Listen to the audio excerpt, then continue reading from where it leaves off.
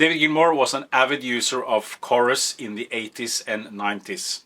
In this video we're going to look at the history, how David Gilmour used chorus, and I'm going to demonstrate some sound examples, so stick around.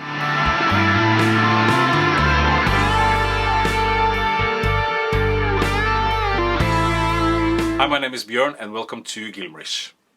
I must confess that I'm not a huge chorus fan myself.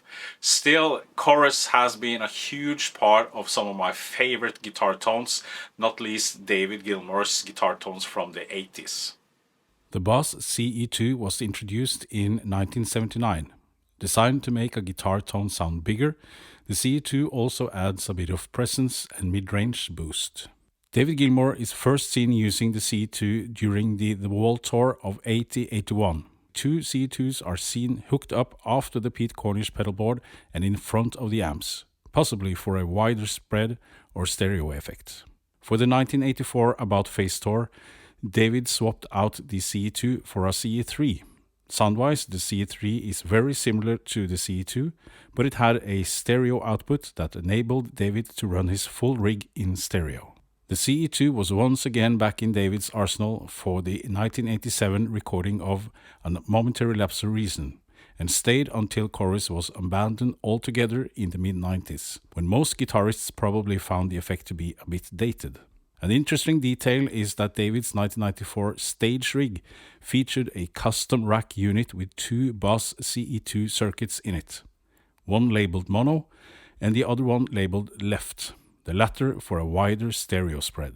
As for the CE-2 settings, David would usually have the rate around 10 o'clock and the depth around 2 o'clock, creating a subtle chorus effect. To read more about David Gilmour's chorus units and what songs they were used on, check out the extensive gear guide on gilmourish.com. In the following clip, I'll be using this old Boss CE-2 chorus. I'll do a reference clip playing signature pieces that wasn't recorded with a chorus, but just to show you how it could have sounded. I'll do a jam based on Pink Floyd's On the Turning Away, which was recorded in 1987 with David using chorus on his guitars. Chorus is a subtle effect, so be sure to pay attention to the difference between the effects being on and off. As always, be sure to head on over to gilmourish.com and check out my gear guide with all the pedals, all the amps and all the guitars that David's been using on all the albums and tours. And I'll also put a link in the description field below to my buyer's gear guide for modulation pedals with some alternatives to the Boss CE-2. Please leave a comment in the comments field below. Let me know what kind of chorus pedal you are using, and also which is your favorite David Gilmour chorus tone. Please like and subscribe. Thank you for watching, and I'll see you soon.